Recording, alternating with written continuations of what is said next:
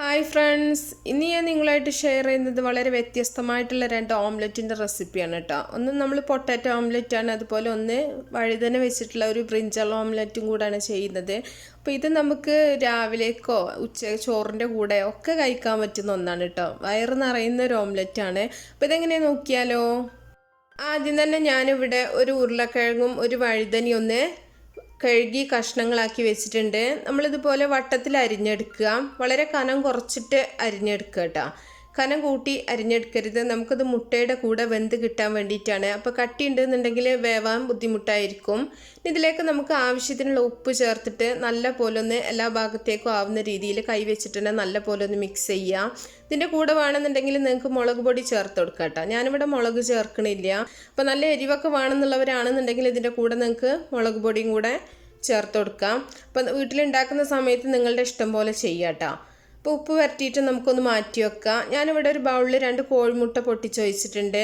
അതിലേക്ക് ഒരു ചെറിയ ഉള്ളിയുടെ കഷ്ണം, അതുപോലെ ഒരു തക്കാളിയുടെ കഷ്ണം, ഒരു ക്യാപ്സിക്കത്തിൻ്റെ ഒരു ചെറിയ കഷ്ണം, അതുപോലെ തന്നെ ആവശ്യത്തിനുള്ള പച്ചമുളകും കൂടെ അരിഞ്ഞത് ഇട്ടുകൊടുത്തിട്ടുണ്ട്. അപ്പോൾ അതൊക്കെ ഉള്ളി തക്കാളി ഇതൊക്കെ അളവ് നിങ്ങൾക്ക് വേണമെങ്കിൽ കൂട്ടി കൊടുക്കുക. ഇനി ഇതിലേക്ക് ആവശ്യത്തിനുള്ള ഉപ്പും കൂടെ ചേർക്കുന്നുണ്ട്. ഇനി ഇതിലേക്ക് ഒരു 2 നുള്ളു കുരുമുളക് പൊടിയും കൂടെ ചേർക്കുന്നുണ്ട് കേട്ടോ. കുരുമുളകിൻ്റെ കൂടെ നിങ്ങൾക്ക് വേണമെന്നുണ്ടെങ്കിൽ മുളക് പൊടിയും കൂടെ ചേർക്കാം. ഞാനിവിടെ കുരുമുളകും പച്ചമുളകും മാത്രമാണ് എടുത്തിട്ടുള്ളത്. എന്നിട്ട് നല്ല പോലെ ഒന്ന് മിക്സ് ചെയ്ത് വെക്കുന്നുണ്ട്. ആവശ്യത്തിനുള്ള ഉപ്പുണ്ടോ എന്നൊക്കെ നോക്കുക കേട്ടോ. മിക്സ് ചെയ്തതിന് ശേഷം ഇത് നമുക്ക് മാറ്റി വെക്കാം. ഇനി നമ്മൾ ഒരു ചീനച്ചട്ടി അടുപ്പത്ത് വെച്ചിട്ട് അതിലേക്ക് ഓയിൽ ഒഴിക്കുന്നുണ്ട്. ഇതുപോലെ കുഴിയുള്ള ചട്ടികൾ തന്നെ എടുക്കുക കേട്ടോ. എന്നാലേ നമുക്ക് ഒരു കറക്റ്റായിട്ട് ആ ഒരു ഷേപ്പ് കിട്ടുള്ളൂ. പാനിലാവുമ്പോൾ നമുക്ക് ഓംലെറ്റ് പരന്നു പോകും കേട്ടോ. കുറച്ച് കട്ടിയായിട്ട് ഓംലെറ്റ് കിട്ടണം. അപ്പോൾ ഓയിൽ ഒഴിച്ചതിന് ശേഷം നമ്മൾ നേരത്തെ ഉപ്പിട്ട് വെച്ചിട്ടുള്ള ആ ഒരു വഴുതനയുടെ ഓരോ പീസും നമുക്ക് ഇതുപോലെ വെച്ച് കൊടുക്കാം. റൗണ്ടായിട്ട് ഒന്ന് വെച്ച് കൊടുക്കുക കേട്ടോ.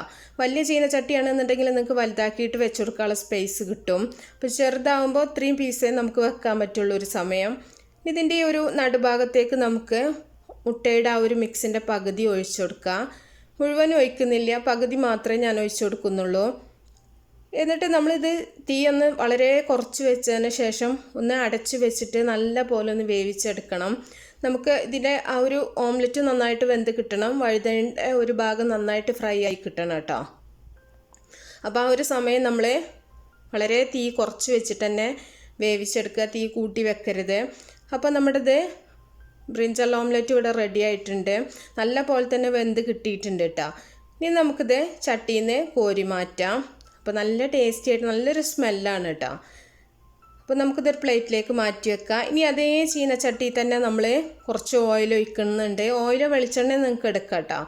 ഇനി അതുപോലെ നമ്മൾ നേരത്തെ ഇതാക്കി വെച്ചിട്ടുള്ള ഉരുളക്കിഴങ്ങിൻ്റെ ഓരോ പീസ് വഴുതന വെച്ച് അതേപോലെ തന്നെ നമ്മളിതൊന്ന് റൗണ്ടായിട്ടൊന്ന് വെച്ച് കൊടുക്കുന്നുണ്ട്. എങ്ങനെ വേണമെങ്കിലും നിങ്ങൾക്ക് വെക്കട്ടോ. നിങ്ങളുടെ ഒരു ഇഷ്ടത്തിനനുസരിച്ചിട്ട് എങ്ങനെയും നിങ്ങൾക്ക് ചെയ്തെടുക്കാൻ പറ്റും. അപ്പോൾ നമ്മളതൊന്ന് നന്നായിട്ട് വെച്ച് കൊടുത്തതിന് ശേഷം നേരത്തെ നമ്മൾ ചെയ്ത പോലെ തന്നെ ബാക്കിയുള്ള ആ ഒരു മുട്ടയുടെ മിക്സ് ഇതിൻ്റെ നടുഭാഗത്തേക്കായിട്ട് ഒഴിച്ചു കൊടുക്കുകയാണ് ചെയ്യുന്നത്. അപ്പോൾ നിങ്ങൾക്ക് 2 ഭാഗം നല്ല പോലെ ഫ്രൈ ആവണമെന്നുണ്ടെങ്കിൽ ആദ്യം ഒന്ന് തിരിച്ചിട്ടതിന് ശേഷം മുട്ടയുടെ ആ ഒരു മിക്സ് വെച്ച് കൊടുത്താൽ മതി കേട്ടോ. നമ്മുടെ ഓരോ പീസും ഒന്ന് മറിച്ചിട്ട് കൊടുത്തതിന് ശേഷം മുട്ടയുടെ ആ ഒരു മിക്സ് ഒഴിച്ചു കൊടുത്താൽ മതി. അപ്പോൾ അത് നിങ്ങൾക്ക് ചെയ്യുന്ന സമയത്ത് അങ്ങനെയാണ് ഇഷ്ടം എന്നുണ്ടെങ്കിൽ അങ്ങനെ ചെയ്യാം. അപ്പോൾ ബാക്കിയുള്ള മുട്ടയുടെ ആ ഒരു മിക്സും കൂടെ ഒഴിച്ചിട്ടുണ്ട്. ഇനി നമ്മളിത് അടച്ചു വെച്ചിട്ട് ചെറിയ തീയിലൊന്ന് വേവിച്ചെടുക്കുകയാണ് ചെയ്യുന്നത്. അപ്പോൾ ഇത് നമുക്ക് വെറുതെ കഴിക്കാനാണ് കൂടുതൽ ടേസ്റ്റ് കേട്ടോ. അപ്പോൾ ഈ ഒരു പൊട്ടാറ്റോ ഓംലെറ്റും കൂടെ റെഡി ആയിട്ടുണ്ട്. ഇതൊന്ന് നമുക്ക് ചട്ടിയിൽ നിന്ന് കോരി മാറ്റാം. ഇത് ചോറിൻ്റെ കൂടെയൊക്കെ കഴിക്കുന്നേക്കാളും ടേസ്റ്റ് നമുക്കിങ്ങനെ വെറുതെ കഴിക്കാനാണ്. അപ്പോൾ കുട്ടികൾക്കൊക്കെ ഒരുപാട് ഇഷ്ടമാവും. വെജിറ്റബിൾസൊക്കെ കഴിക്കാത്ത കുട്ടികൾക്കൊക്കെ ഇതുപോലെ ഉണ്ടാക്കി കൊടുത്താൽ മതി. അപ്പോൾ എല്ലാവരും ഉണ്ടാക്കി നോക്കുക. നല്ല ടേസ്റ്റാണ്.